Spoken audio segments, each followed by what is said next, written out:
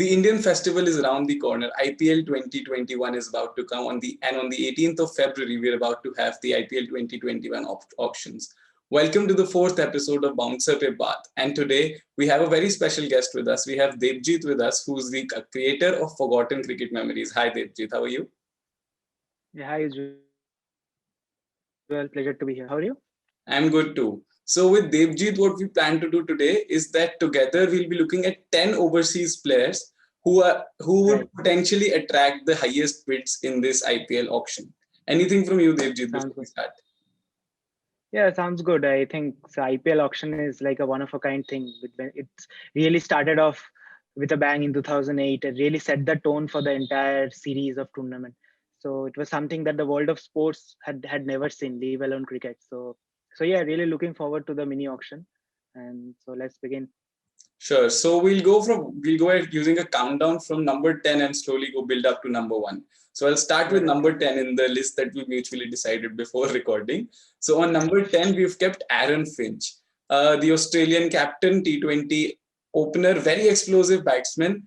And something with this batsman has been he's had a love-hate relationship with all the IPL franchises that he's been with.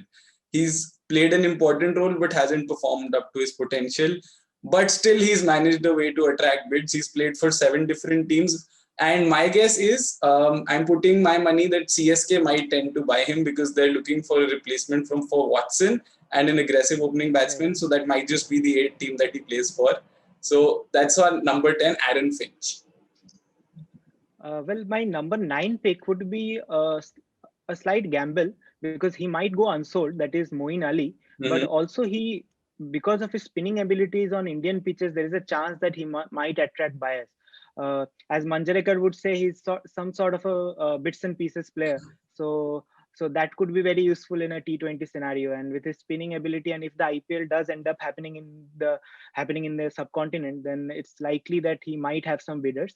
Uh, my likely bidders could be I guess KKR because he could be a backup to Sunil Narin, as well as maybe perhaps Rajasthan Royals as well, in case they have a slightly turning pitch in Jaipur.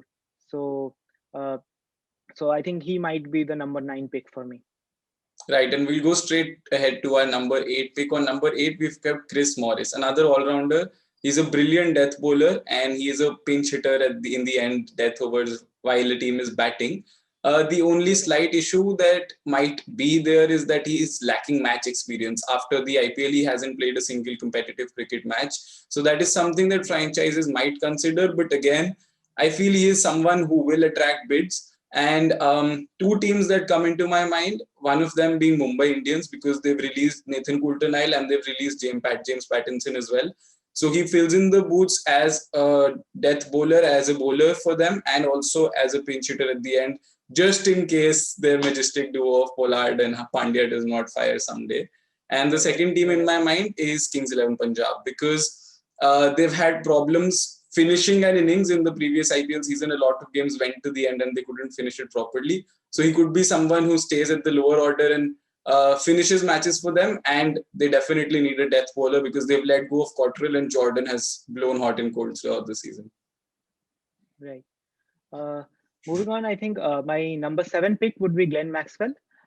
Once again, a big player, but has had a very disappointing spell in IPL. I think has only crossed 200 run mark in two of the seasons. That is on in 2014 and 17. I think he had some few memorable knocks in 2014, but apart from that, nothing much to remember him by in the IPL. But having said that, he's an impact player. He's a blockbuster player, and he could change the course of a T20 match by himself. So there could be some takers for him.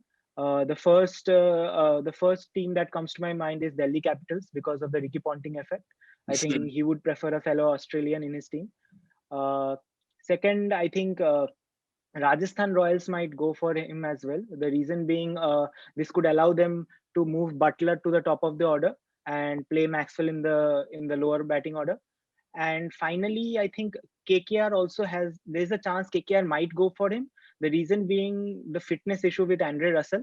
So they might need an explosive batsman as a backup to Andre Russell. So might be a good safe bet for him, for KKR to go for him, because I think the bidding war might not be too high for him this time around after a spell of few disappointing seasons. Right, and shooting to our number 6 in this list, we've got Jairichardson. The man picked up 29 odd wickets in 17 matches in the Big Bash League, and overseas fast bowlers are always in the limelight at any IPL auction. Teams are always running after them. So three teams that I think might want to go after him. Mumbai Indians again, because of the fact that they've let go of McClenaghan, Pattinson, and Nathan Coulter-Nile. The second team I think might go for them is Rajasthan Royals, because they've let go of Tom Curran, and you need to have someone as a backup in case Archer does not fire. I agree they have Andrew Tye with them, but Archer is a fierce fast bowler. The closest you get to that is with Richardson. So they might keep him as a backup for Archer. And the third team I think that might spend their purse on this player is RCB, because they don't have the services of Steyn. They've let go of Chris Morris, and they've also let go of Isuru Odana, and they've always played that one overseas fast bowler in their team. Even though they do have Kane Richardson, I think they might go after this guy. Right. Cool. My next pick would be Kyle Jamieson. The reason being, he has had a very good start to his international career. Very decent all-rounder. Made his ODI debut against India in the series where New Zealand whitewashed us in their own territory. So the Indian captains and the leaders would have him in the memory. So it's likely that he could attract big bids, and his batting is more than handful. So a very decent T20 player. And the teams that could go for him could be Mumbai, Punjab, because they let go of Glenn Maxwell, and again Rajasthan Royals because they also have an opening for a marquee overseas signing. So yeah, that's it. Right, and going into our number 4 of the list, we have Mujeeb Rahman, the spinner that was let go by Kings XI Punjab.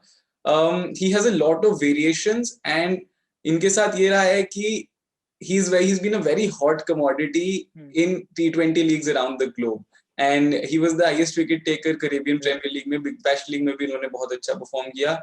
He contains the innings और साथ-साथ कहीं ना कहीं ये wicket भी निकाल लेते हैं. So I think the two teams that might go after him, one is maybe again I'm putting in Mumbai Indians क्योंकि they're always looking for a spinner to supplement Rahul Chahar. Krunal Pandya is someone, but a proper spinner is Mujeeb Rahman. And the second team, again, another pick for Rajasthan Royals because they don't have a proper spinner in their lineup. Rahul Tewatia hai, but again, unki spin bowling wickets late hain, but he's been used less. So spinner that gives you 4 overs, that's been lacking for Rajasthan. So I think they might go for Mujeeb Rahman. Now we'll head into our top 3. Debjit will start. Yeah. Okay. Number 3 is David Malan. I guess he could be even the number 1 as well. Ranked number 1 currently as a T20 batsman, average of around 53. It could be the breakthrough season for him this time around. So he would have a lot of takers. Again, the teams that would be going for him, Rajasthan Royals, because they let go of Smith. Punjab, another big name, has gone from their lineup, and as well as KKR was possibly because they let go of Tom Banton. So he could be a good player to play in the top of the order, or maybe shuffle into the middle order as well. So yeah, so David Malan I think could be the number 3 pick.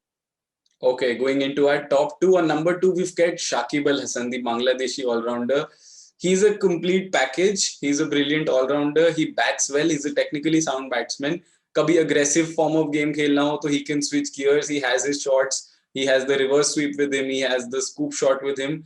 So aggressive batsman bhi hain, technically sound bhi hai, agar middle order mein stability chahiye ho, and he can give you 4 overs in every match. And I think अगर एक element को stitch करे तो Kings XI Punjab will be the team that goes all out after him, because if you look at what Maxwell used to do for them, he used to bowl them 4 overs in matches when they wanted someone to contain bowling. Shakib Al Hasan वो perfectly कर सकते हैं. उनका role था कि वो बहुत aggressive batting करे, even though he did not fulfill it. Shakib Al Hasan can do that. And again वो वाला factor कि पंजाब matches close out नहीं कर पा रही थी. So somewhere they need that middle order stability. कोई एक ऐसा बैट्समैन जो गेल के साथ या निकोलस पूरन के साथ बैट थ्रू कर पाए, और अगर उनमें से कोई आउट हो जाए तो अपने गियर्स चेंज करके मैच खत्म कर पाए. So I think he fills all the blanks for Kings 11 Punjab, and they might just go all out after Shakib Al Hasan. Yes, he actually played this role very successfully with KKR during their Yeah. two title-winning seasons. So yeah, so I think that would be a very good pick. So now moving on to the number one, I think people have already guessed who that could be. That is the talismanic leader Steve Smith, one of the iconic batsmen currently in the cricketing circuit. And he had a poor campaign last year, but I think he was slightly misused at number 4. I must say that I'm slightly surprised that Rajasthan let him go, Yeah. because purely due to the reason that he is one of the best batsmen in the world, like across all format, and you should probably trust him a little more. Having said that, now that he's available, the first team that comes to my mind who would definitely go for him is CSK. The reason being they have let go of Watson. Smith brings a wealth of experience and to support Mahendra Singh Dhoni, and he could be also a possible captain option once Dhoni retires in the subsequent season. Yeah, and Smith and Dhoni have had their times in, I think, Rising Pune Super Giants, so they might have their duo back. Yes, and the second team that comes to my mind is RCB, purely because of their tendency for going for the big name star players. I think having Kohli, AB de Villiers, and Smith in one batting lineup would be something. So that would be something that fans could look forward to. And finally, I think Punjab could go for them because again, because they have a marquee overseas slot empty for them, and Smith over Maxwell could be a massive upgrade for them. So yeah. Right. So that's our compiled list of the top 10 overseas picks that might go get the biggest bucks in the IPL 2021 auction. We need to hear your picks as well, what you agree with, what you disagree with. Just mention down below in the comments. And if there's anything that you ever want to talk cricket about, you can get in touch with Debjit on Forgotten Cricket Memories. You can get in touch with me on the 12th Man. And if you like this video, make sure you press the like button, you share this video, and you subscribe to both the 12th Man and Forgotten Cricket Memories. Thank you, Ujjwal. It was great to be here and great to be discussing this 2021 mini auction. So it's been a pleasure. Yeah.